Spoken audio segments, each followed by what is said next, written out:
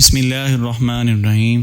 السلام علیکم دوستو میں ہوں احمد عثمان اور آپ دیکھ رہے ہیں سعدی وائس یوٹیوب چینل۔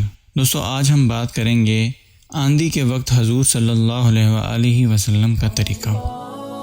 حضرت عائشہ رضی اللہ تعالیٰ عنہ فرماتی ہیں کہ جب آندھی وغیرہ ہوتی تو حضور اقدس صلی اللہ علیہ وآلہ وسلم کے چہرہ انور پر اس کا اثر ظاہر ہوتا تھا اور چہرہ کا رنگ فک ہو جاتا تھا، اور خوف کی وجہ سے کبھی اندر تشریف لے جاتے، کبھی باہر تشریف لاتے اور یہ دعا پڑھتے رہتے: اللہم انی اسألک خیرہا وخیر ما فیہا وخیر ما ارسلت بہ واعوذ بک من شرہا وشر ما فیہا وشر ما ارسلت بہ۔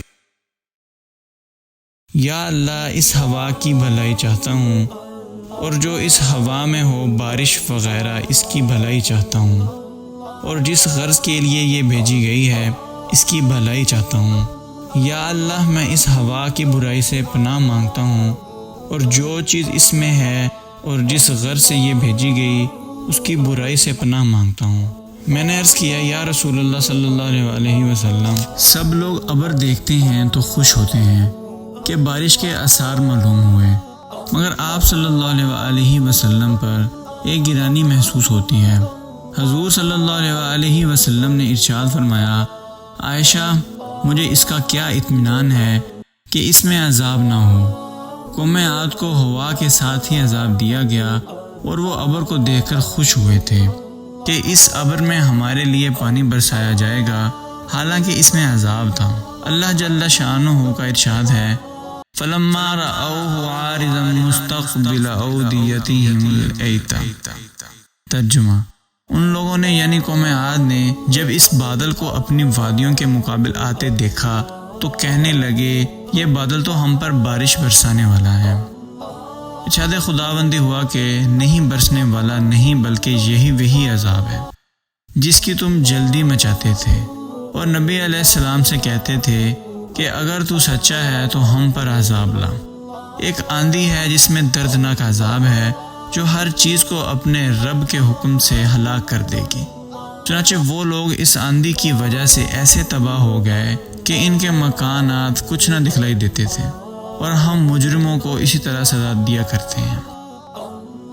یہ اللہ کے خوف کا حال اسی پاک ذات کا ہے جس کا سید الاولین والآخرین ہونا خود اسی کے ارشاد سے سب کو معلوم ہے۔